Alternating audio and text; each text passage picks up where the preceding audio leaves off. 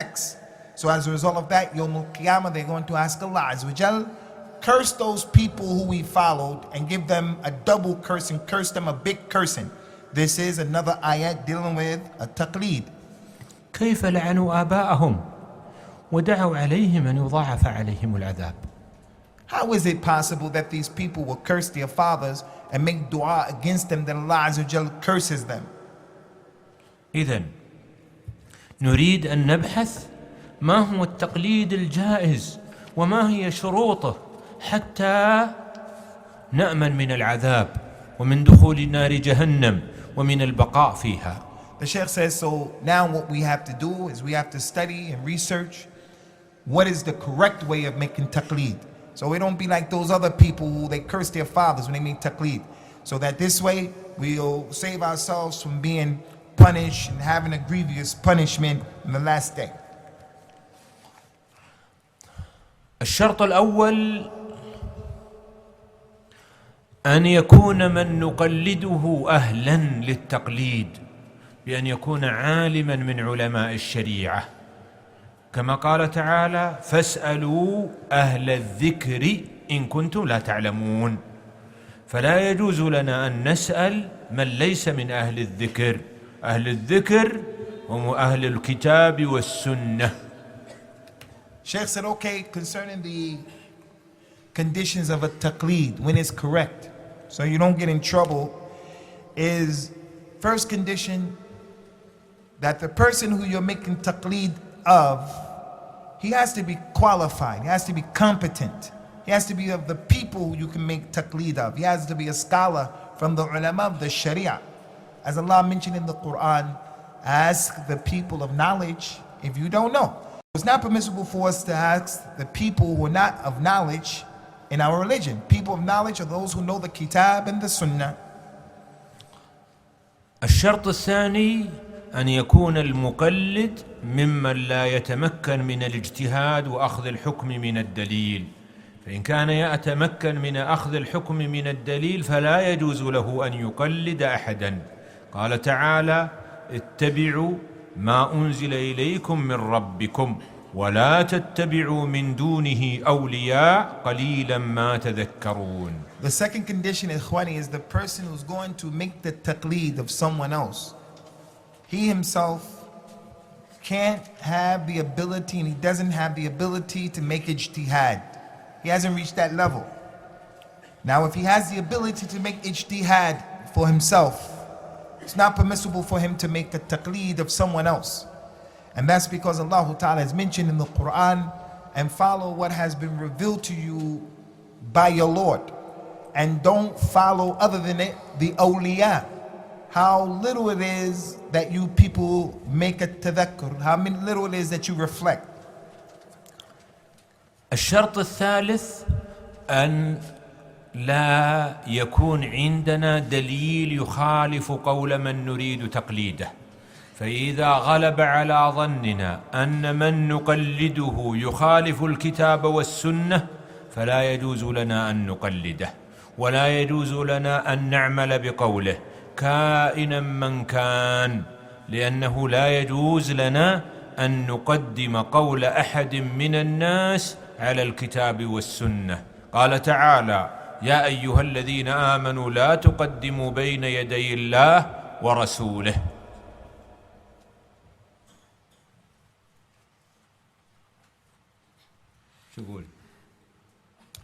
People are asking, Ikhwani, if you brothers can try to move up some, because we have people who are not comfortable in the back. So if you can please take up all of the spaces that are in front of you.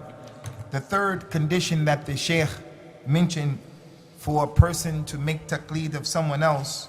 يقول الله عز وجل يا أيها الذين آمنوا إذا قيل لكم تفسحوا في المجالس فافسحوا يفسح الله لكم. Allah Ta'ala mentioned concerning this small request that Allah said, O you who believe, if it is said to you, make room in the majlis, in the majalis, make room, then make room and Allah will make room for you.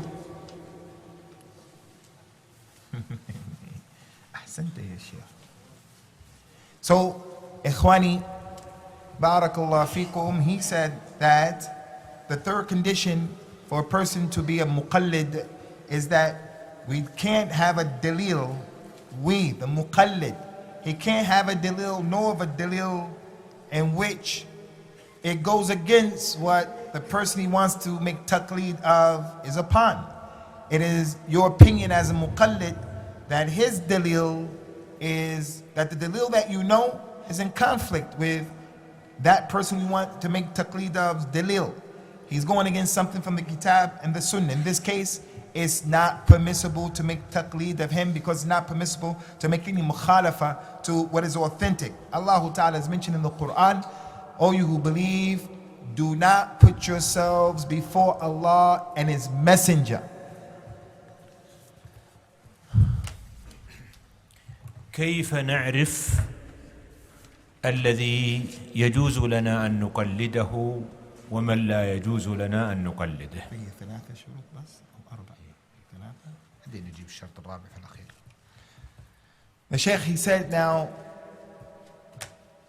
how do we come to know who's the person it's okay to make taqlid of and who's not okay to make taqlid of? إذا كان للشخص لحية هل هذه علامة أنه يسأل ويقلد؟ أو إذا كان عليه غترة هذه علامة أنه يسأل؟ أو إذا كان عليه البشت هل هذه العلامة؟ أو إذا جلس على الطاولة وبدأ يحدث في المساجد هل هذه هي العلامة؟ أو إذا جاء في القنوات التلفزيونية في برامج الإفتاء هل هذه هي العلامة؟ أو إذا عينت الدولة شخصا في وظيفة الإفتاء هل هذه هي علامة أنه شخص أهل لأن يقلد ويسأل؟ Sheikh said concerning the person who can be,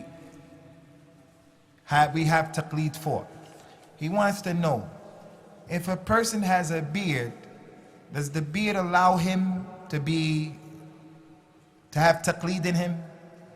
If he's an individual who wears this gutra that he has, the gutra, is that something that makes him someone?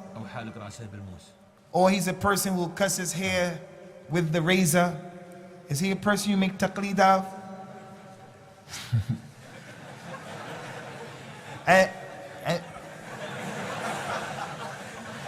المسجد ليس محلا للضحك. And then the Sheikh said, what if it's the person who sits at the table? Is he the one you make taqlid of? The one who you see on TV. He comes on the religious programs and he's giving talks and he's giving fatwa. Is that the one you make taqlid of? The one who the particular government, the dawla, it made him in a position to give fatwa. Is that the one you make taqlid of?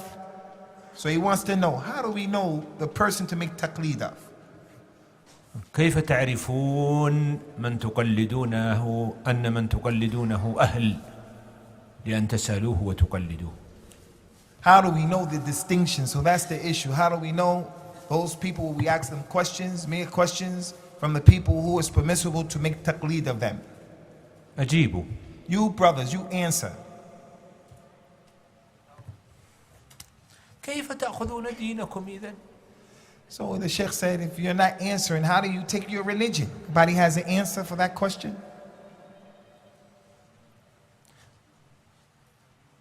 How was that?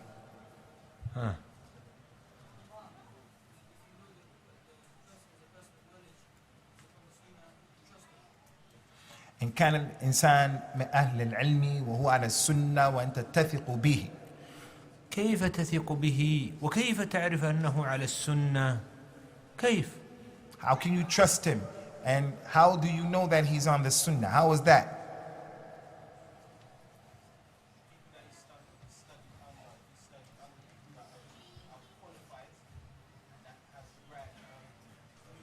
ينظر إلى الذين أخذ هذا الإنسان علمه منهم وعنهم. جواب خاطئ. He said that's the wrong answer. قد يكون عالم من علماء الشريعة الموثوقين يأتي في حلقته من يكون مستأجرا لأعداء الإسلام ليضل الناس عن دين الله. It's possible that a big scholar of Islam can be teaching the people, like you're saying, who he took from someone. There's a big scholar, and in his lesson, someone comes to listen, and that person has been hired by the enemies of Islam to harm Islam. When he's now a person you can make taqlid of? طيب خذوا مني بس. The Sheikh said, don't worry, take it from me, I'm going to tell you. لأنكم كلكم لا تعرفون. Because all of you don't know. الطريقة الأولى أن نرى علماء الشريعة يراجعون شخصا ويسألونه عما يشكل عليهم، فهذا دليل على أن هذا الذي يرجع إليه من علماء الشريعة. First of all, Ikhwani, the first way is that we see that the scholars of Sharia, the ones who the people go back to them and they ask them questions, and they're the ones who answer those questions, that's a dalil, that's a proof that they're from those people. الطريق الثاني تزكية أهل العلم شخص بأنه أهل لأن يقلد في شرع الله.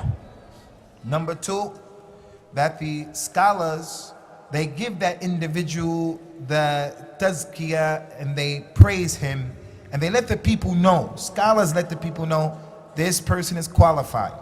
الطريق الثالث دلالة أهل العلم الموثوقين على شخص، يقولون خذوا من فلان. Number three, that the scholars of knowledge, the people of knowledge, they tell the people, take from this person. They advise the people to take from him. الطريق الرابع أن نجد شخصا يتولى الإفتاء للناس أمام العلماء فيقرونه على إفتاء الخلق ولا ينكرون عليه ولا على من يستفتيه. Number four, there's a person who the scholars, they make iqrar and they say, they support the fact that this person is given these rulings, and they don't make inkar, they're not against him, but they support what he's doing. سؤال: إذا أخذت بقول عالم، كم بدأنا المحاضرة؟ What time did we begin? 4:15. 4:15. أيوة. إذا أخذنا من أحد العلماء حكما شرعيا وبعد ذلك جاءنا دليل يخالف الفتوى الذي أفتى بها العالم، ماذا نفعل؟ Sheikh said a question put forward. If we took a religious ruling, we took a position in the deen, and then after that a dalil came to us that shows the fatwa that we took from a scholar goes against that dalil that came to us, what do we do? نرجع إلى ذلك العالم الذي استفتيناه ونسأله وصلنا هذا الدليل فلماذا لم تكن الفتوى متوافقة مع ذلك الدليل، حتى نعرف، لأن يحتمل أن يكون الدليل منسوخا ويحتمل أن يكون الدليل عاما قد ورد له مخصص. The Sheikh, he said, if this were to happen, we have to take that dalil that came to us and go back to this scholar who gave us a fatwa that we took in contradiction to that dalil that came to us, and we have to say to him, look, we have this proof, I have this proof, it's come to me. Why is your fatwa, or the fatwa that you gave, why is it in conflict with this dalil? Because it's possible that this thing could be abrogated, mansukh. It's possible that it is is general, and something came and something specific came and explained it. So what do we do? نضرب مثالا. I'm going to give you an example for that. جاءنا شخص وقال عندي أختان طلقهما أزواجهما، فسألت المفتي فقال أما الأولى فليس عليها عدة، وأما الثانية فعدة